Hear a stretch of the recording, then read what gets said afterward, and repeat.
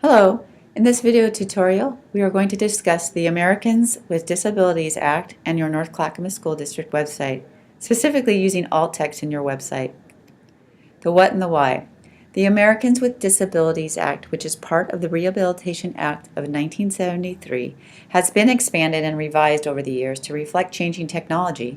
Basically, the ADA requires any organization that receives federal funds to accommodate people with disabilities. This includes access to your school's website. Compliance deadline is January 18, 2018. This means that those with disabilities need to be able to use their assistive technology to navigate within your website. First steps, what do you need to do? Add alternative text or alt text for images that you have inserted on your website. There are three types of images, which I will explain later: active, decorative, and informational. When you've made these changes on your website, please remember to press the Publish button so the changes can be seen.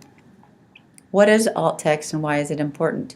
Screen readers and talking browsers cannot translate an image, so it announces the alternative text instead.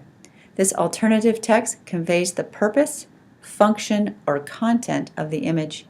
You can add alt text in your Google site. Examples. If it is an active image, like a link or a button, it should describe the function or destination of the link or image. So for example, if this is a link and it takes me to the home page, I need to be able to put in the alt text what that does. Again, I will give you an example in a moment.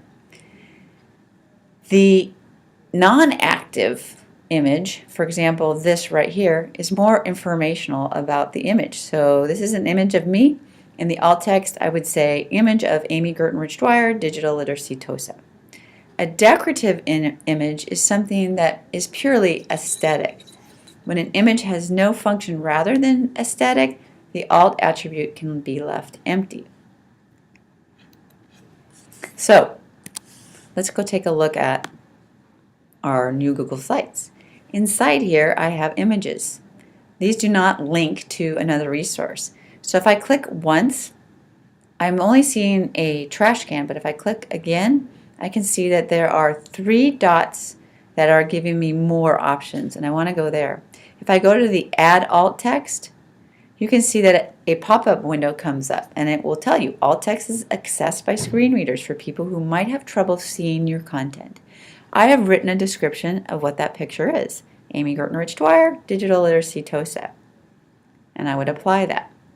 Now, if this was to take me to like North Clackamas School District's website, I would instead put information about where it was going in here. So if I was to erase the alt text in here, again, if that picture was going to my home page, I would say this image navigates to Amy Gertenrich-Dwyer's website.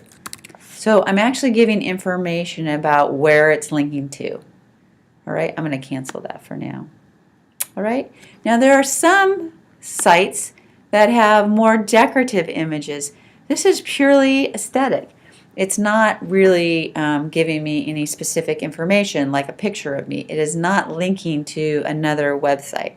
So I don't technically need to have alt text in there. However, you are welcome to do that. And I am going to do that. I've put down picture of a target, image of a target, and apply. But it is not required in order to be in compliance with ADA. So those are the different ways that you can add alt text in your new Google Sites. Just remember to publish the changes. If you do not press that, any changes that you make in your website will not appear. If you have any questions or concerns, you're welcome to contact either myself, Amy Gertenrich-Dwyer, Carolyn Kirschman, and our new technology TOSA, Jake Lee, at 503-353-6100.